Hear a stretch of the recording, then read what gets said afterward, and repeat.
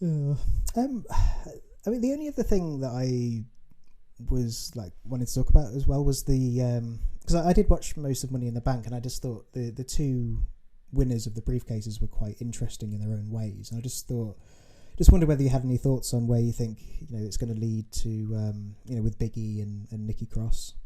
Like, do you hold out any hope for any kind of long term plan here? Or? I think Nikki Cross seems like a bit of an intermediary champion, and she seems almost like a pawn in the Charlotte Rhea Ripley storyline.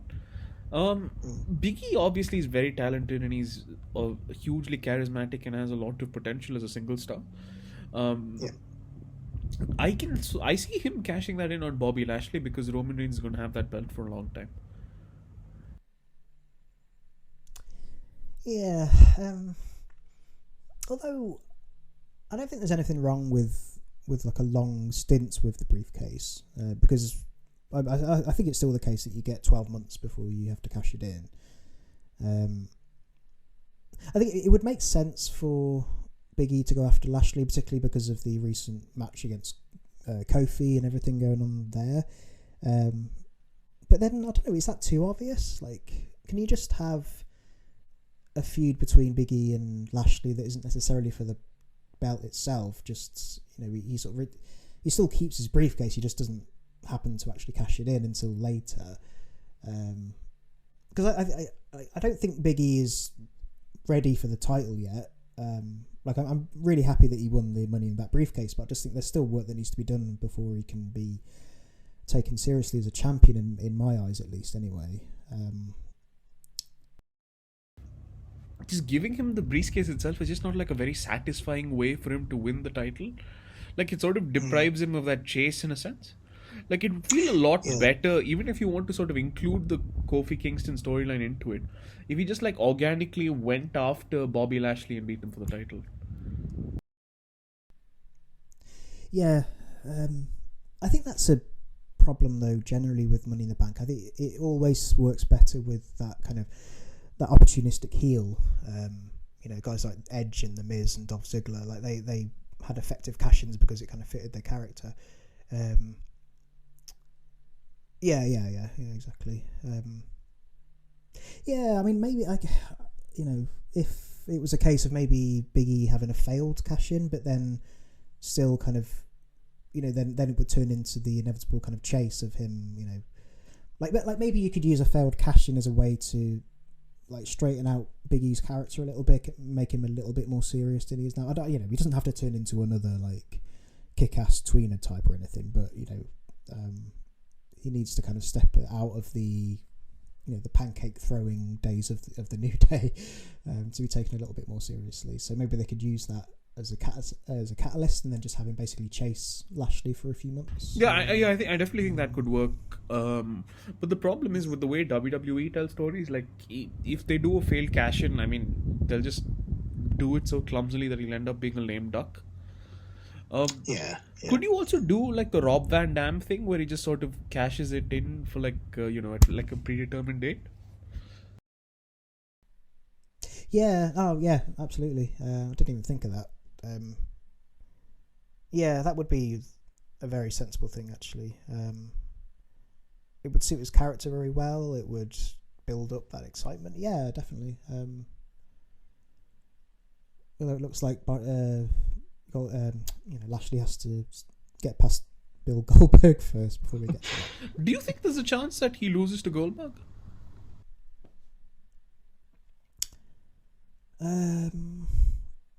I really hope not. Because then what would you do afterwards? Because like Big E cashing in on Goldberg doesn't make too much sense at the minute. But then I think the only concern I had was that initially I thought, well, yeah, there's no way that Goldberg's going to beat Lashley. But then I think, the last time we saw Goldberg, he was putting Drew McIntyre over. So whether he's willing to do that twice in a row, or whether he's going to say to Vince, actually, I'd like a little bit of thanks for doing the job for McIntyre. Maybe put me over Lashley. I don't know. I hope not, but anything's possible. I have a feeling that once you get to the day at SummerSlam just because the crowd, the live crowd, hasn't seen Bill Goldberg in a match at some point. Once an entrance theme hits and everything, they're just going to want to see him beat Lashley. Now, like you said, it doesn't really make sense to give it to them, but that's, I mean, they're going to have an appetite for it. Yeah, and wrestling today is basically just trying to chase like instant knee-jerk crowd reactions anyway, without much thought to sort of where it leads afterwards. So, yeah, I guess that's the most sort of inevitable, likely situation. And I mean, are you still holding out hope that there's going to be a Lesnar Lashley match at some point? I just don't like. In my mind, Brock Lesnar's sort of just been phased out of pro wrestling, and I'm not really looking forward to seeing him in a WWE setting again. Well, not again. That's a bit harsh. Anytime soon, I would say, because I mean, at some point there will be something interesting that he could do. My hope is that he goes to AEW personally. Could do some sort of 6-man elimination match where you have 5 guys all standing outside the ring, just poised to catch Brock Lesnar as he attempts a suicide dive over the top rope.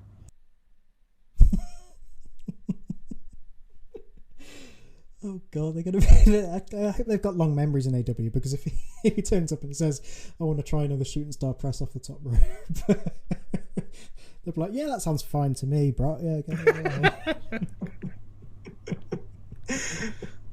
I would like to see him win a 1 versus 3 handicap match. Brock Lesnar versus the Young Bucks and Kenny Omega. Oh yes, please. Yeah, I would love that. But I think the only thing about Lesnar coming back to WWE, I think there's 2 potentially interesting things they could do. I mean, I think Lesnar and Lashley could put on a fairly decent program together.